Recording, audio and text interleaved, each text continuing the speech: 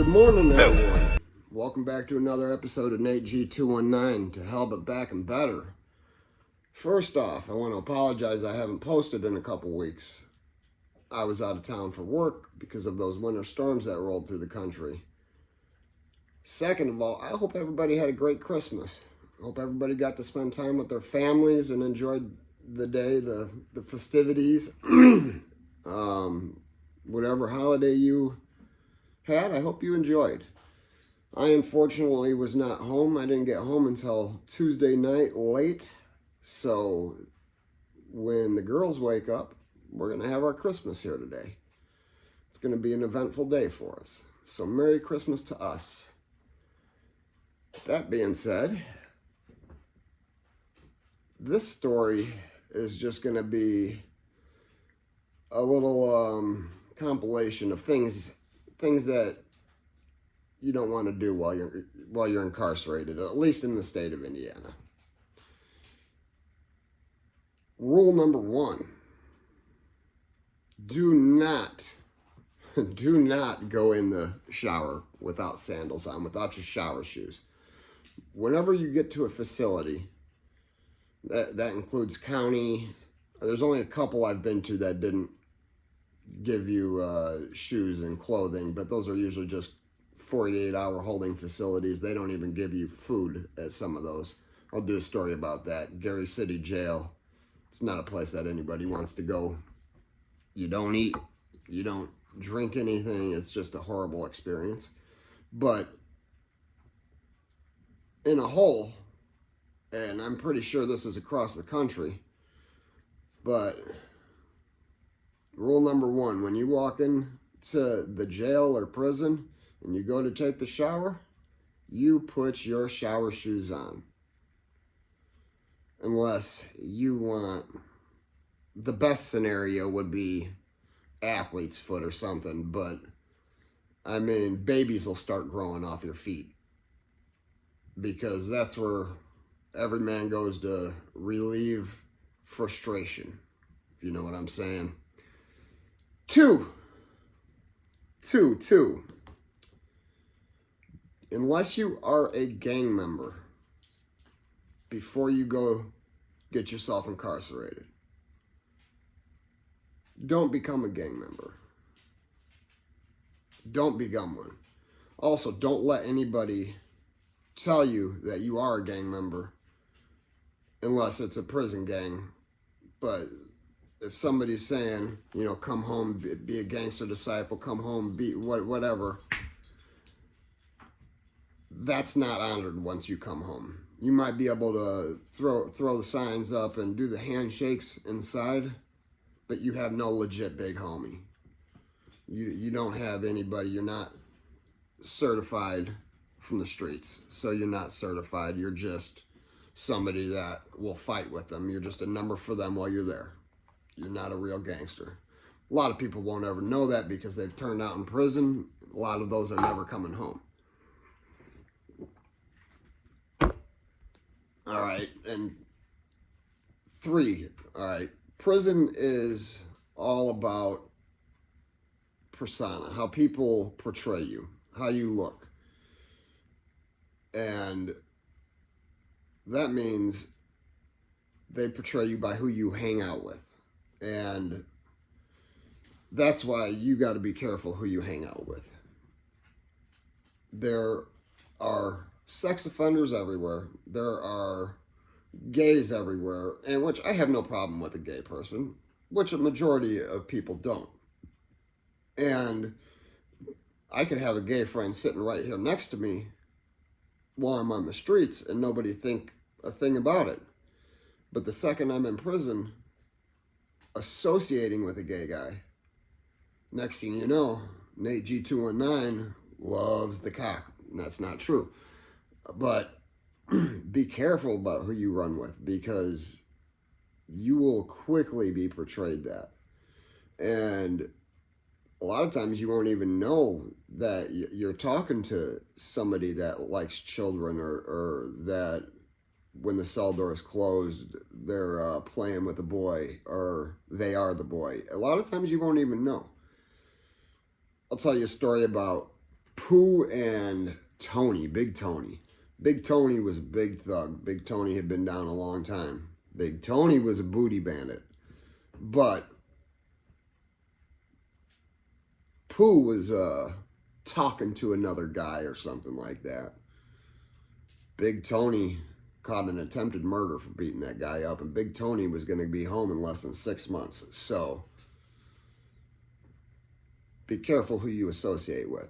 A lot of those, the punks, the gays, have boyfriends that are very serious when it comes to their property, and their boy is their girlfriend, which is their property.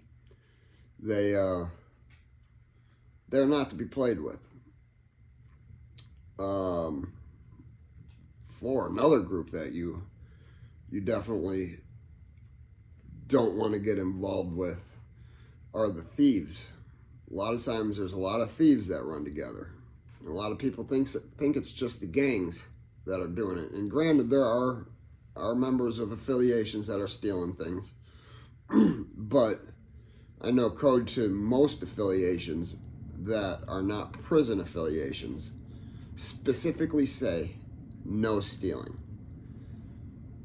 Now, stealing can be defined in different ways while you're in prison, not while you're in the streets. If I walk up to you on the streets and rip something out of your hand and you do nothing about it, that's still stealing. If in prison I were to walk up to another man and take it from his hand and walk away and he did nothing, that means I took it from you and I didn't steal. In my eyes, that's stealing. I didn't play like that, but that's how a lot of guys will define it. It's a robbery, and if you don't fight back for it, it's not stealing. I know it's a stupid way to think, but that's the prison mentality that is in there. Even some of the big homies for some of the sets do it. It's just not a respectable thing. But they look at it like they're not getting money. He's got $200 of money. I'm gonna eat that money. So they do. That didn't happen so much in the maximum security prison. That happened more in Plainfield, the medium security. I heard it in Lakeside it happened some, but the maximum security, there were so many knives that people didn't really steal like that. I'm sure there was some going on, but it wasn't as bad. They would be doing stealing like green dot numbers and stuff like that. You pass somebody some numbers and then they tell you the numbers have been spent or something like that. I had that only happen to me one time. No, two times.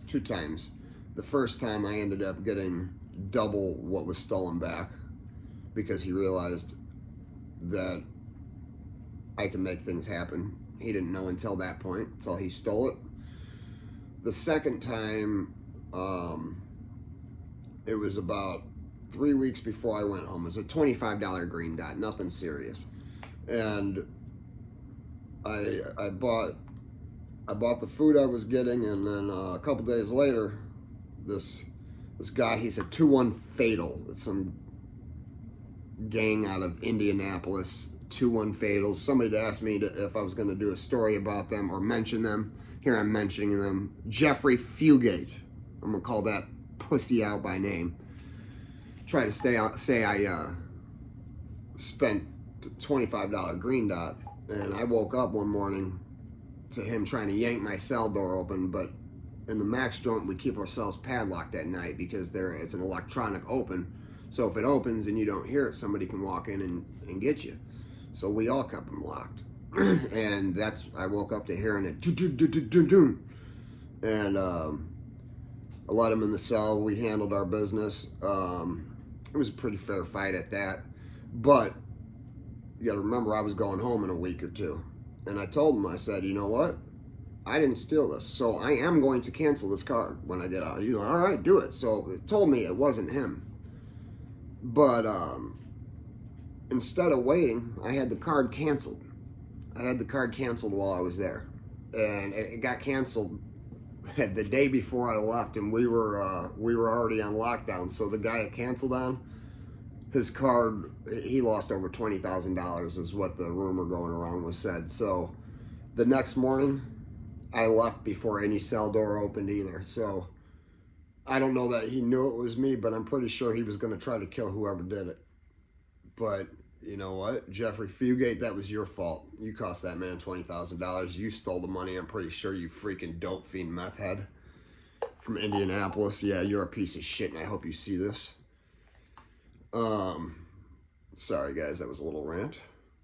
Can't stand that thieving situation, that trying to get one over on another guy. So they were trying to make me pay that $25 back. And not only was I not doing it, I was going to cost them a lot of money. I didn't know how much I was going to cost them, and I didn't care. But I guess if that card gets locked and it goes under an investigation, because I had my person put the reason of needing to be investigation was illegal prison currency. So, you know, that's why cats don't play with dogs. They get bit. I mean, a lot of people might think it's a piece of shit thing to do, but you know what? Don't try to steal $1 from me. I'll get you back. Another big thing that you do not want to get caught up doing is gambling. Unless you have cash on the wood and are willing to lose that cash, because unless you're an extremely good, I'm just going to use poker as an example, unless you're an extremely good poker player, and I'm not saying you're good at Texas Hold'em, you got to be good in prison games, because prison games are different. Yeah, there are Texas Hold'em games, but for the most part, it's dealer calls the game. You got Molly, you got all sorts of different games that are in poker that you will have to learn before you start gambling. And in order to learn, it's going to cost you money. I've seen people lose hundreds of dollars a day and then having to resort to doing something drastic to get the money, you know, having family send money. I've seen people stabbed over it. I've seen people stab over having to pay a few bucks just to get sent to segregation. I've seen people check out so they have to get out of the deck, and so they don't have to see the people that they owe anymore. Which, unless you're going home soon, if you got a lot of time to do, going to protective custody is a temporary thing. You're going to get shipped out somewhere else and be back in population somewhere else. And chances are, there's going to be a handful of those guys that got shipped to that prison because they either leveled down or whatever reason. People get moved around from prison to prison sometimes, depending on where they live, what their points are, all of that. It's a bunch of variations. So don't get involved in the gambling. That's the 3 G's, really. That could be felt under one. No gangs, no gambling, and no gangs, gambling, or gays. Yeah. Unless you want that persona and people to look at you like you're that, or unless you want to be broke and have your family paying everything or getting beat up because you can't pay it. Another no-no. No stopping the police. Any real convict doing their time, sitting in their bunk, 99% of the time there's something contraband, something illegal for the prison going on. They don't want the cops to stop in there. I'll give you an example. I was in Plainfield, and there was a lot of things going on there that you don't want the cops to be anywhere near knowing. Well, we had just come off of a lockdown because of, I think it was H dorm. I was in G dorm. The one across, it was either F or H. I think it might have been F. Regardless, I was in G dorm, the hallway across another dorm. 3 people overdosed one night right before Christmas, and None of them died that I know of. I don't know. I'd never seen any of them again. I saw them all get wheeled down and gone. We were told that nobody died, but coming off the lockdown, a lot of contraband had just hit. Things were starting to be more and more open. Well, there's one jackass. He thought it was a big Barney badass. They call him Rio. His name was Mario. I don't remember his last name. Rio. But he was constantly just swinging on people, punching people in the head, and not one person fought back. Not one person. Never understood why. He wasn't very big. He just had no fear to hit somebody. And, you know, feelings mutual here. I'm not afraid to get hit. I'm not afraid to fight people. Well, the guard was doing his rounds, and he stopped at my bunk, but he was talking to my neighbor. I was laying on my bunk reading, and I just kind of looked over, and the neighbor was asking, I don't know, something. He was a guy that was down for a long time. He had had a murder. He was at the bottom of an end of his sentence. I want to say he had like 2 years left, maybe not even that, maybe less than a year. And he was in the step down program, so he came from a maximum security prison to a level 3 to where we were at this point in time, which was a low level 2 or level 2 with a medical facility in it. And he was asking the guard something, and Rio, he shouted across, "Hey, white," talking to me, "leave that fucking cop alone." And I just kind of looked at him like, what the hell are you talking about? I'm not talking to the cop. And about a minute later, the cop walks away. He leaves the dorm. Everybody's going about their business. I'm getting ready to go to the day room. Walking past the phones, I felt the presence of somebody behind me, and I tucked and rolled, and tucked and spun. As I did, the fist came past me. And I immediately we just started throwing fists at each other. And then we were broken up pretty quick just because it had to be broken up. We're part of the same affiliation, and we shouldn't have been fighting to begin with. But I was the first person that I had witnessed swing back at him, and it was just, you know, pure reaction. I don't know how a man can sit there, get hit, and not do something about it, or get swung at and not do something about it. I didn't even think about it. It was just a reaction.